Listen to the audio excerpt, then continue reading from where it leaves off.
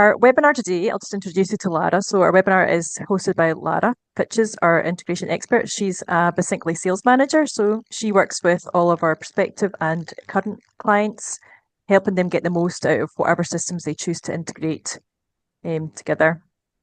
So without further ado, I'm just going to hand over to Lara, let her introduce herself, and she'll take you through what our integrations can do for you and talk about some of the customers that we have using our integrations, and then she'll show you through the platform, and then it'll be back over to me for the Q&A. Okay, thanks, Lara. Thanks, Sandrina, for the introduction. So hi, everyone. Thanks for joining. As mentioned, my name's Lara, and I look after all of our Besyncly integration customers here at Eureka Solutions. So that's across the board. So that's end users using the platform and our partners as well. So our partners who resell and implement the platform on our behalf. And today we're going to have a look at integrating Sage 50 with your wider business systems. So let's take a little look at what's on the agenda. So we'll have a look at Sage 50 and the challenges and pain points of using that in isolation, so with no integration at all to your other systems. We'll have a look at what life looks like after integration, what the capabilities are of our Sage 50 connector, and what you can connect Sage 50 to using Besyncly. I'll also give you a quick overview and a demo of how Besyncly works and what it looks like. And then we'll give you an introduction to Besyncly, the product, and Eureka Solutions, our company, at the end. So let's have a look then at the challenges of using an unconnected Sage 50. So what does that mean to you and your teams? So for the finance team, they're rekeying data from multiple different sources across multiple platforms, which results in errors in invoicing and reporting. They've got little real-time visibility of any performance, and their decisions are being made on outdated data. There's also difficult, time-consuming bank reconciliations with bulk payments and things like that. Your sales teams, so a lot of manual order entry, which results in slow response times. You've got the risk of entering wrong customer and product information or product details on orders. And it's hard to keep customers updated on order statuses and whether payments being received and things like that. And your operations team, so they've got delayed order processing, is picking in the warehouse. It's relying on a lot of admin tasks. Stock levels are often wrong across all channels, which results in overselling and back orders, and worse still, cancelling the order off altogether because you haven't got the stock available. So let's take a look at life after integration then. So what ideally it could look like for your team. So your finance team, they've got one single source of truth for all data. They've got instant and accurate financial reporting, and bulk payments are auto-matched to orders for faster bank reconciliation, which ultimately leads to a much faster and easier month end. Your sales team, so their orders are flowing into Sage 50 automatically, so they're not having to manually rekey data anymore, leading to faster and more accurate invoicing, and the customers are being kept up to date in real time. And your operations team, so they're ready to pick and pack orders within minutes rather than hours and days in some cases. Your stock is synced across all channels, which results in fewer fulfillment errors and less returns, which is great. So let's have a little look at some of our Besyncly customers. So some of our clients who are already using the Besyncly platform. Now, this is just to give you an idea of the different types of businesses using the system and you know what they're linking to. So I'm not going to go into everyone individually because you can see these case studies on our website. But it's just to give you an idea of who we work with and what they use the platforms for. So we have got food distribution companies, we've got drinks distributors, whiskey distilleries, pharmaceutical companies, scientific research companies. We do a lot of work with charities. And you can see on here, so we've got Sage 50 integrations for the likes of WooCommerce. We've got Shopify. We've got some of them using WooCommerce, Shopify, Amazon, and eBay. We've got an example on here of a bigger integration which uses a bigger accounting and ERP system, which is NetSuite, and that's linking to a CRM system. But probably a good one to touch on is the Smarter Services one, because as you'll see on there, they're using Besyncly to integrate 10 of their e-commerce platforms now, which is more than what they started with. And they've got their orders and their stock levels fully synced across all 10 websites. So let's have a little look at what fields you can integrate using the Sage 50 connector. So essentially, it's anything that we get that is available in the Sage 50 API.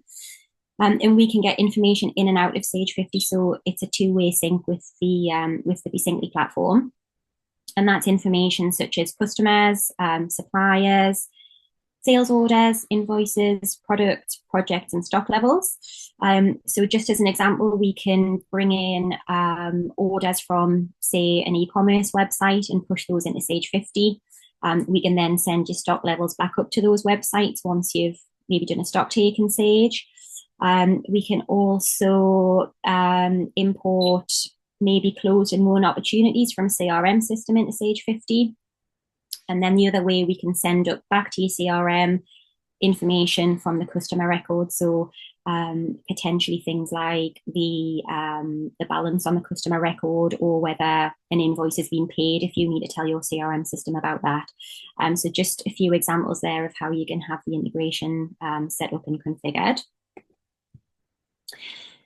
So what can you connect Sage 50 to using the Besyncly platform?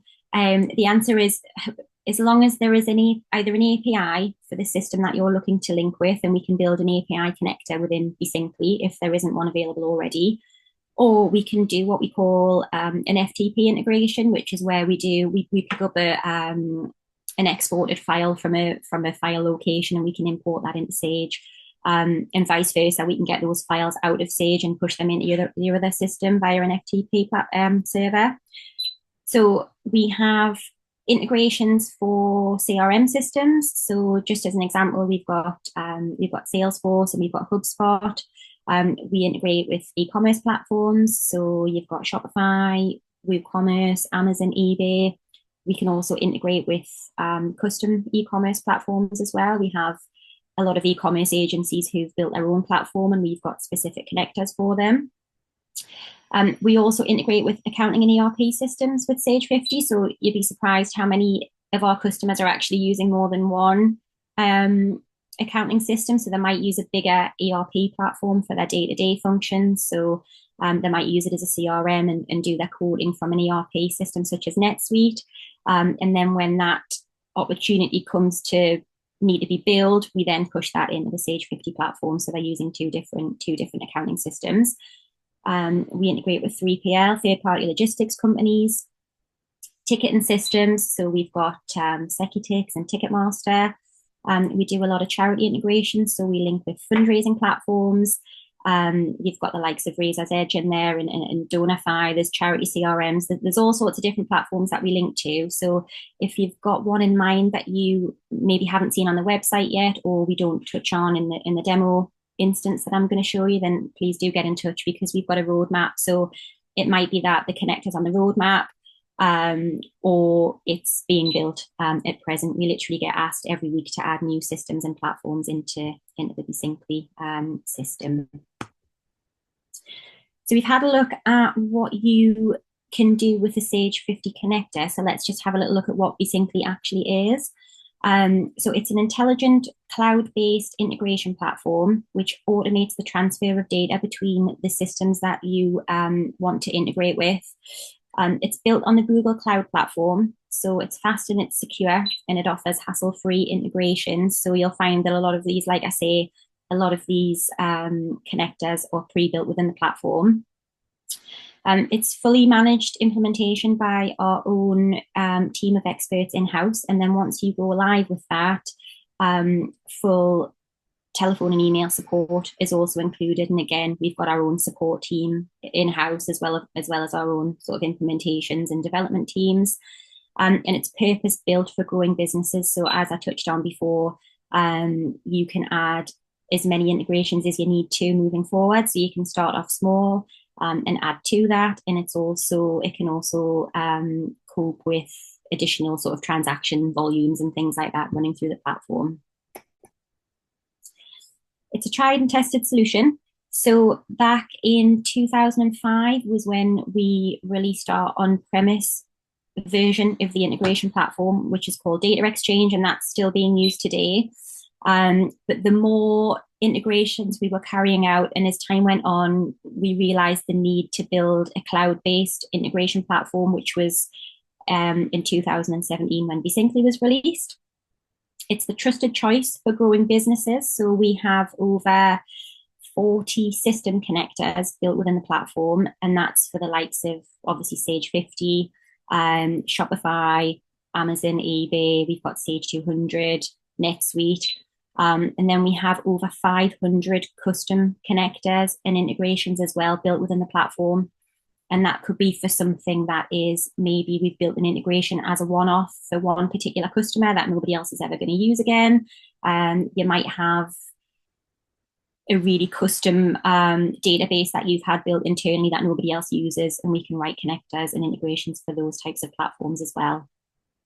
And it's built to handle growth. So we've got over millions of transactions a month running through the platform, which equates to billions of pounds worth of revenue every year running through the system. So I'm going to give you a quick demonstration now of the Besyncly platform. So let me just quickly log in. Hopefully you can all see my screen still. And you'll see you can access this. So it's cloud-based. You can access this from anywhere at any time. I'm just logged in to the demo account here, so I'll show you in a second what connectors and things like that I've got set up. But this is the platform. So this is the dashboard, and this is where it just gives you a little bit of information as to, it's a snapshot really of where you are at any one moment in time. You've got a little pie chart here of how many transactions you've used and what's remaining, what your transaction allowance is for this month, and when it's next due to reset. And I'm just going to show you here some of the account settings within the platform. So this is where I'll just flick down. You can add as many users as you want to the platform. So if you need to give access to Besyncly to 3 or 4 different people at your side, you can do. And this is where we set up all of the 2-factor authentication settings within the system as well. So you can see it's fully secure. You can enable it for all users. You can make it mandatory. So you can log in and it'll ask you for a password every time you try and get into the platform. If you go up again, it just gives you a little bit of information with regards to what platform you're on and things like that. So within the system, you've got the concept of connectors and integrations, which you'll see here. So before we can set up an integration for the systems that you want to link to, we've got to set up the connectors for those platforms. So I'm just going to show you what we've got set up in here in my demo account for demo purposes. So we've got all of the connectors here on the left-hand side that we've set up test integrations for, and you can see we've got BigCommerce, we've got Sage 50, we've got other accounting and ERP systems that we link to. We've got iPlicit, NetSuite, Shopify, you've got Salesforce, there's all sorts in here. And down the right-hand side, you can just see a snippet. You'll probably recognize a lot of those logos on there, but it just gives you a snippet of some of the connectors that are available within the platform. As mentioned, there's hundreds of them, and they're not all listed in here. So once we set up the connectors for the systems that you want to link to, we can then move on to setting up your integrations. Now, I'll point out, by the way, although you do get access to the platform, this is something that we set up for you. So our implementations team handle the full integration. So when I drill down on the field mappings on some of these integrations here, don't panic. That's something that we set up for you. This is just so you've got an idea of what the platform is and what you can have access to. So here we have some of the integrations that we've set up previously, just for demo purposes. And you can see here we've got a Sage 50 integration. So we've got Sage 50 to WooCommerce. And with this one, we're uploading products from Sage 50 to WooCommerce. This one, we've got your orders coming into Sage 50 from Woo. We've got a Salesforce integration set up here with Sage 50. And for this one, it gives you a description here. We're importing opportunities from Salesforce into Sage 50 as invoices. And we're also creating a customer as well upon the invoice creation, to create a customer. And this one's the one that I'm going to drill down on. So this is the Shopify, the Sage 50 integration, and we are importing orders from our Shopify platform. just going to move my little screen out of the way because I can't see. Right, so let's have a little look at the integration. So this is what the guys will set up for you. Like I say, you've got a brief description of what the integration does. And then this is where we map the fields from one system to the other. So as you can imagine, every integration is different. So you'll see some mappings in here that maybe aren't relevant to you, or you'll think, ooh, actually, that makes sense, but can I also do this? So you've got the mappings that you would expect. So you've got, your name in Shopify to your contact name in Sage. You've got all of your billing address fields mapped, your email addresses and things like that.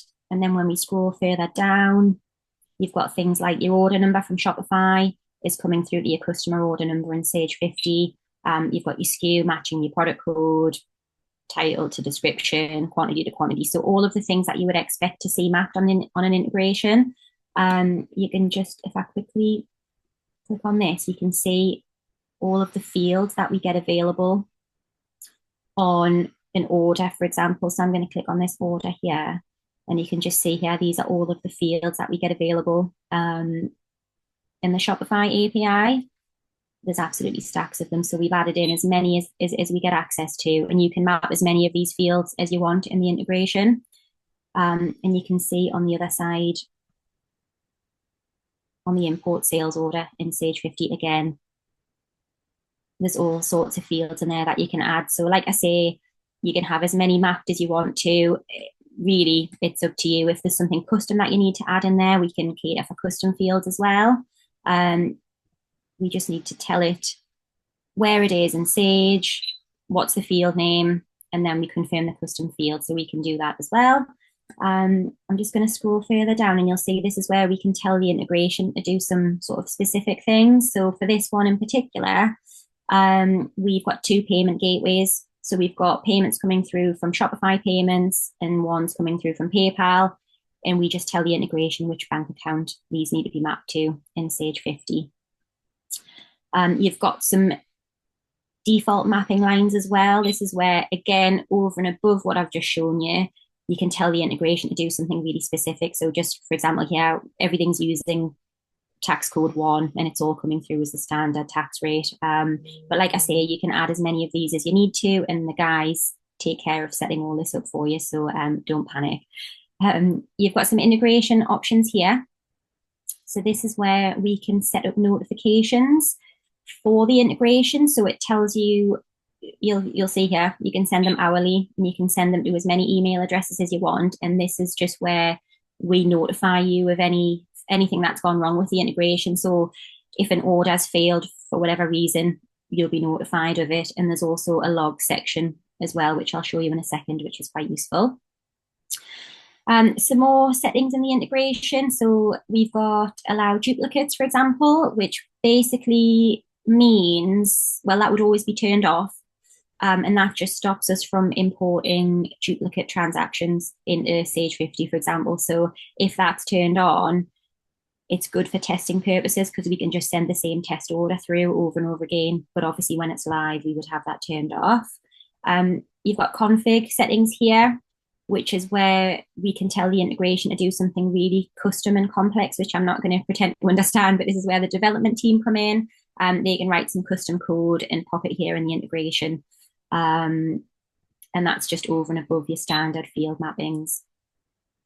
We'll flick up to the top, and this is where you can set the schedule on integration. So you can tell it to run on a Monday, I don't know, on a Tuesday at 3 o'clock, or you can get the integration to run literally as often as every 5 minutes. It might be that you have multiple integrations set up within the platform and you can have them all running at different times. So if you just want to bring your orders in on a Monday morning, and then you want to send your stock levels up on a Friday afternoon, everybody works in different ways. So you can configure the integration schedule here. Let's just come out of there. And this is where we just turn the integration on and off. So the other part, which we touched on there, is the log section. Now, if you are going to log into Besyncly, this is probably the area where you will look at the most. And this is where it gives you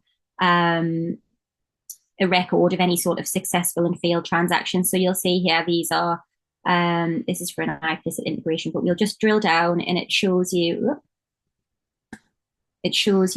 what the error is and whether the integration stopped running.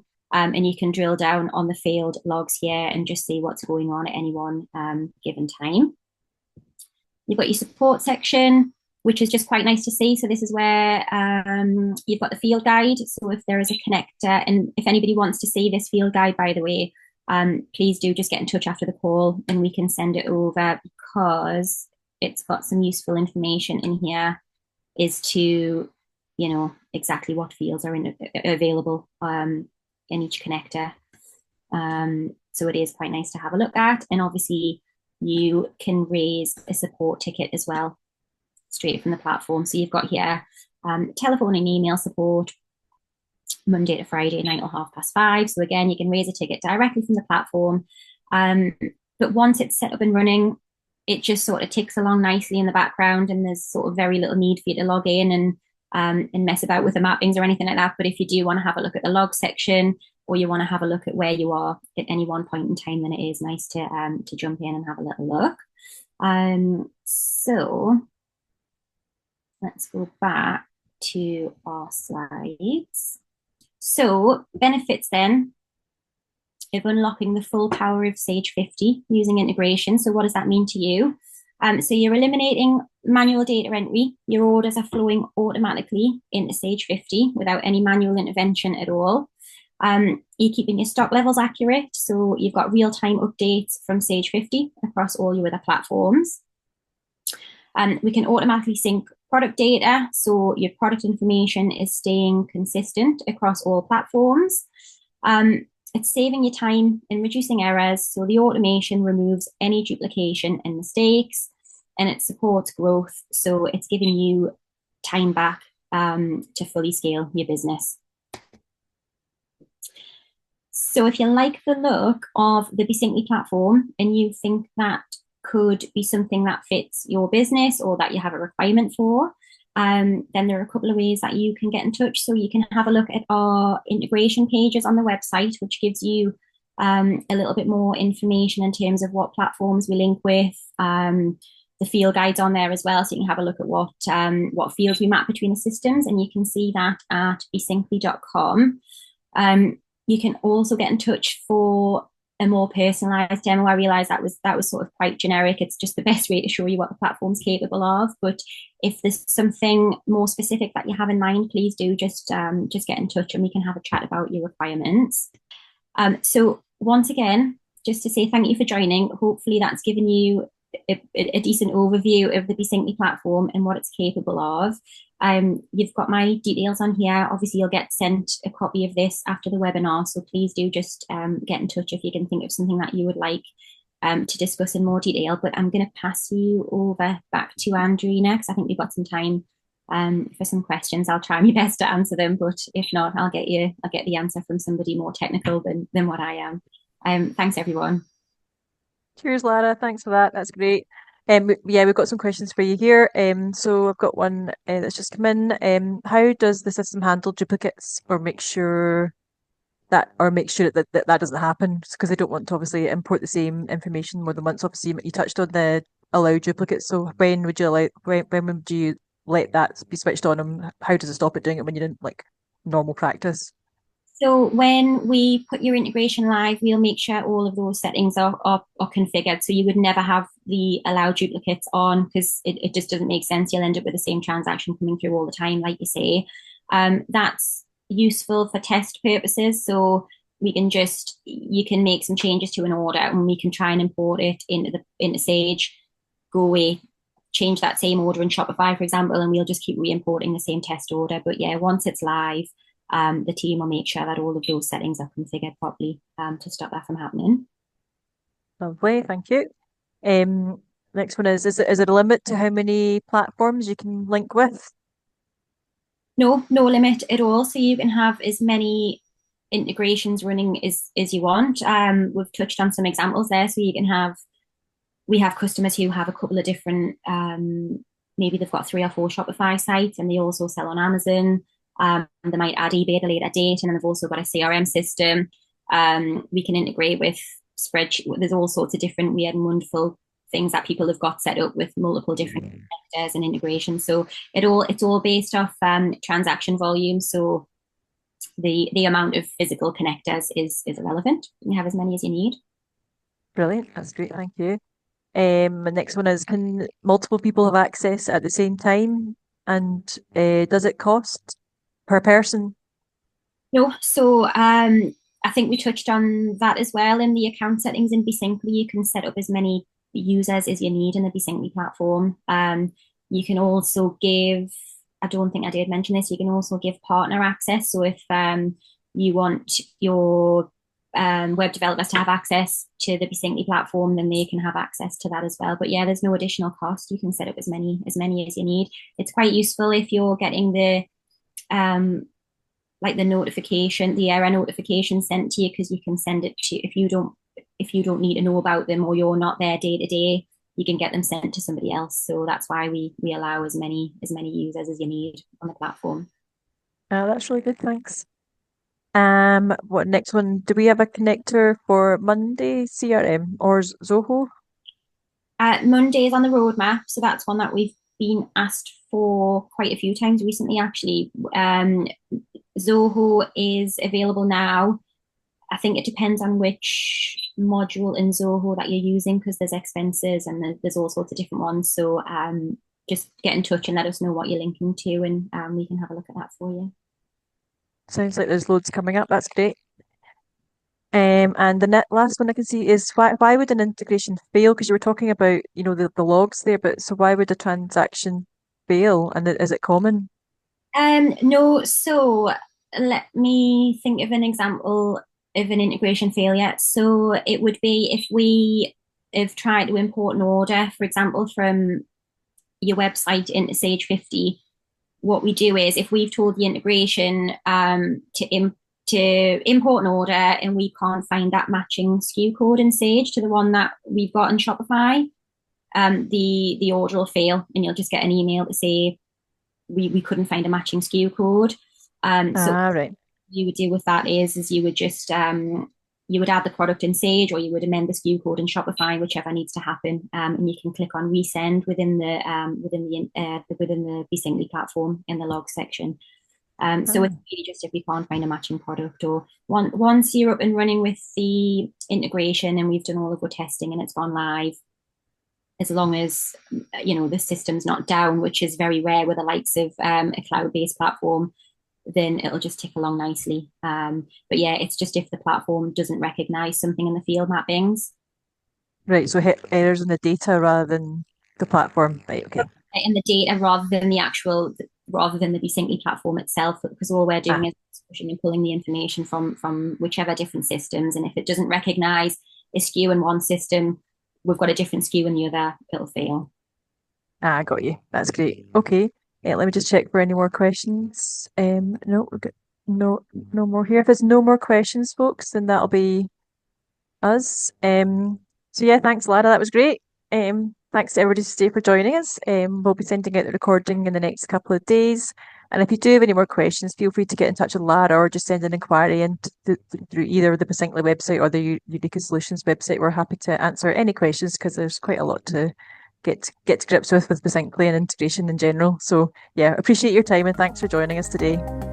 Thanks for joining, everyone.